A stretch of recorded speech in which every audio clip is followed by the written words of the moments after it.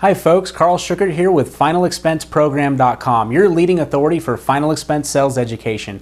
Before we get started, this is copyright material and duplication, distribution, or reproduction is strictly prohibited by law without written consent from FinalExpenseProgram.com. What I'd like you to do is first grab yourself that notebook, and if you do not have it in front of you, then press pause and go ahead and grab it now. This is a great one, so do whatever it takes to make it happen. Today, we're going to be talking about the presentation structure and really how your presentation should look. Take a look at this picture real quick, and on the picture you are going to see an upward sliding arrow that looks kind of like a ramp starting on the bottom that moves up, kind of like an upward moving stock on the stock market. This is going to be exactly how you want your presentation to look like, and it's how you want your presentation to look and feel and sound during the actual doing of the presentation. You cannot walk into someone's home and say, "Hi, would you like to buy life insurance?" Sure, that'll work 1 out of 100 times. We call these sales pukers, meaning you could puke on the table and the prospect will still buy. We really could not afford to work under those conditions. If you structure your presentation in a way where the psychology is in place and it is a build-up for the need of the product, you will also be much more successful in collecting referrals and keeping the customers on the books.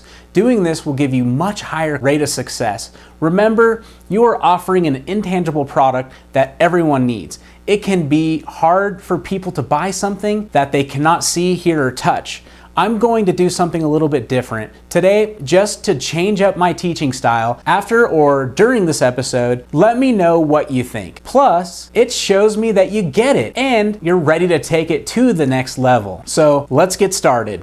So there's 16 small closes, just like what I was talking about earlier.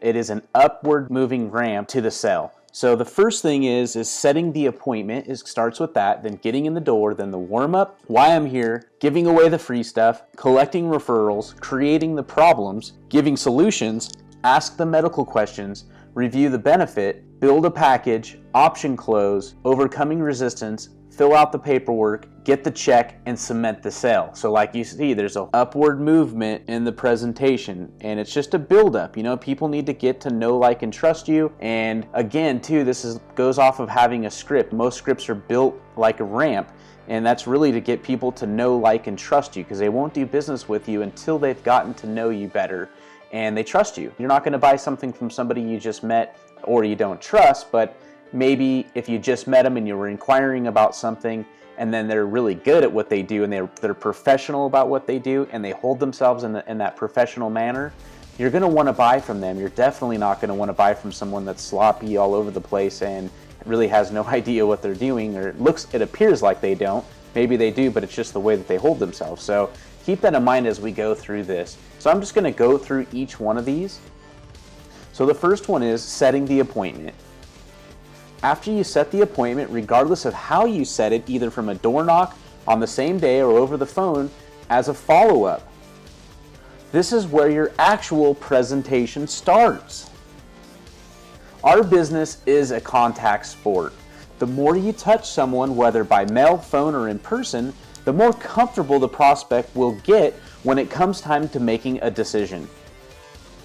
Think of yourself as a brand. Every time you talk with your potential client, the better your brand recognition will be. Each of these topics are small closes and small wins. Once you set your appointment, the next thing is getting into the door. We will cover this topic in more detail in an upcoming episode. Stay tuned. Now, once you've gotten into the door, this is where you'll want to start your warm-up. As you are starting your warm-up, you will want to make sure none of your presentation materials are in front of you. I like to keep them either on the floor, next to me, or have my booklet closed up with nothing out in front between me and the prospect. This way there is no distractions and you can get them to open up. You can watch our episode on the warm-up to get more great tips on how to do this later. Now, once you've established rapport from your warm-up, the next part is why I'm here. This will be a great place to plant seeds about the problem. For example, you can say, have you ever had to plan for a funeral? Or you can say, who will be responsible to take care of things when you're gone? Now that you've established rapport from your warm-up and you have planted seeds during why I'm here, you will be moving on to the next part, and that is giving away the free stuff. I know a lot of organizations out there have some sort of free stuff they give away. Drug discount card, family information guides, end-of-life planning guide, free accidental death and dismemberment certificate.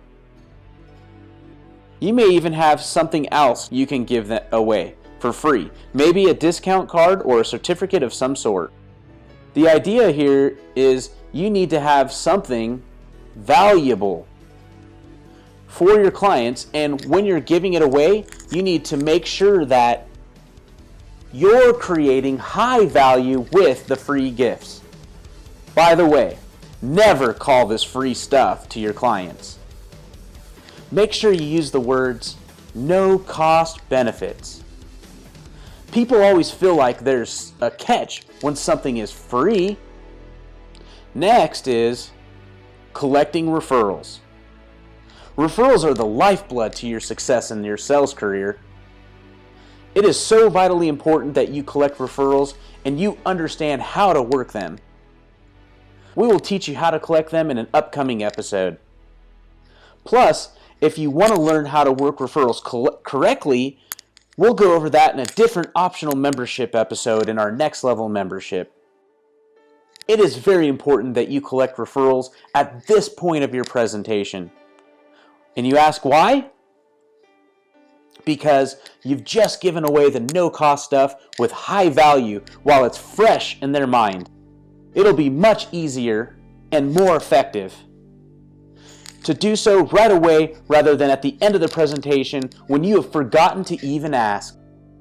As long as you get in the habit of asking for referrals at this point, I know you will collect a lot more. Next is educating the known and creating a problem. People love to own solutions to problems. In our business, the problem are two things. One is the need to have a plan in place so that when your prospects' loved ones will know exactly what to do when something happens to them. And two is how to provide funding for the funeral, who is going to pay for this problem, which is a huge problem. Wouldn't you agree? Exactly. The next is showing how the solution takes care of the problem. In our industry, the solution is a final expense life insurance policy. So this part, you need to educate people on the benefits of owning the product, as well as the importance of why they need to get this taken care of, utilizing a life insurance policy specifically designed to pay for one's funeral expenses. Make sure you also use urgency. When talking about this, add something good to take away, such as, I'm not sure if you can even qualify, or if you qualify, you will receive this benefit, and just add a benefit there. Next is ask the medical questions. Never, never, never quote someone until you are absolutely sure what their premium will be. There is nothing worse than overpromising and underdelivering. You will want to make sure that you underpromise and overdeliver. After you've found what they can qualify for, congratulate them on the fact that they are healthy enough to qualify for some of your best rates. I will add another takeaway here. This is in our optional next level training as well. Now, review the list of benefits with your prospect. Hopefully they just said no to most of the medical questions you just asked. This part quickly gets them back into saying yes, at least 3 to 5 times before they have to make a decision. Here are some examples. Mr. Prospect, isn't it nice to know once you qualify that they can never take this away from you regardless of age or health? Yes. Ms. Prospect, your contributions will never increase as long as we get this started today while we still know you can qualify. That way it stays affordable. Does that make sense? Yes. Did you see what I just did? I got them to give me small closes and I just made them say yes. There are so many benefits you can add.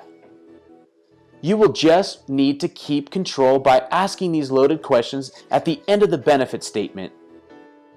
A loaded question is a preconceived question that gives you a predetermined answer like yes.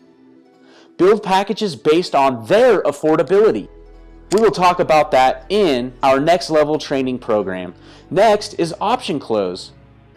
Have you ever heard good, better, best, or bronze, silver, gold plans as an option when you are buying something? Isn't it easier to buy something we are in need of when we are closed this way? It is, isn't it? See what I just did? I got you to say yes again. We will be going over this in an upcoming episode, so be sure to watch it. Next is handling resistance or objections. It is true that you need to maintain the mindset that everyone needs this benefit and everyone enrolls. However, you would be foolish not to think that people will not give you resistance. Resistance are really just questions your prospect needs to get answered in order for them to make a decision. Make sure to practice handling most common objections every time you study your presentation. Also, be sure to change them up, meaning change the objection. That way you're not caught off guard when they happen. Not every presentation is going to be perfect. Like I always say, turn every presentation into a perfect presentation by practicing your script in objection handling.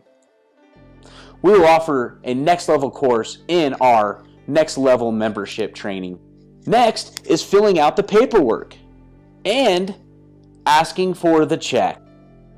We'll go over how to ask for the check in another episode in this free intensive membership. However, you'll want to make sure that you fill out the paperwork every time you're practicing your presentation. So make sure you add this into your study every time. That way, it will feel more natural in the heat of the moment. And last is cementing the sale. This part is very crucial for you to add into your mock presentation. We will also be reviewing this in an upcoming episode. If you miss this part of your study, you could lose 20 to 50% of your business that you write. Many salespeople have dollar signs in their eyes after someone says yes, and they just fill out the paperwork and leave. Make sure you spend a little time with your customer after they pick their plan. Show them that you care and this is not about you and a paycheck. You will want to make it imperative that this is absolutely affordable so that they will never drop coverage in the future regardless of what happens. There is a way to do this so that affordability is not the last thing that they think of when you leave. Make sure to watch the episode on cementing the sale and take this very seriously. Your success in this business is counting on it, and so are your future clients. That's it for the presentation. We're going to go back to the video. Regardless if you use your own presentation or if you use our presentation, you really need to have yourself prepared. You need to have yourself prepared and structured in the most effective way. I have tested many different ways in order to do this, and I have found that this structure to be the most effective. The most important thing is that always be testing and to always be practicing the presentation. This is why having a script and learning your script word for word works so well. Some people may say that sounds canned. I will argue that you can change it by turning your presentation into a conversation. You can do this by adding voice inflections to the words that you want to emphasize on and create transfer emotion for the logical need by listening while using great posture. We will be offering next level training in the future. However, once you have your script down by saying it word for word and over again, even if it takes you a month to get it down, do whatever it takes. I never let someone go out into the field until they could present to me the whole thing. I would never want them to waste resources, and because I wanted them to have success in our business, a great way to do this was to use a smartphone or a video camera. Record yourself once until you think you have it down. Then review the video with your script in your hand, be your own critic, and highlight the parts that you missed or the areas that you need improvement on. Pause the video on the parts that you need to make notes on. Then ask yourself, would I buy from this person? If the answer is no, you will know what you need to change. I have said this before, it is like being an actor in a movie. It is up to you to get the audience involved and wanting them to buy your ticket so they can spread the good word about your work. That's it for this episode. I hope you had a few aha moments as well as some ideas on how you want your next presentation to be executed. I promise this, you will always get back what you put back into this business. Do the upfront work now so you can make your dreams a reality, utilizing the Final Expense career as your vehicle. Make sure to put your comments on this page. Share what you have learned and what you're going to change. I have put a lot of time and effort into building this site for you, and I would love to hear your feedback. Make sure you keep it positive and also remember to like us on all of our social media sites so you can get access to some of our secret bonus training. Again, this is Carl Schuckert with FinalExpenseProgram.com. See you on the next episode where we will be talking about the warm-up. It's a really good one, so make sure you take great notes.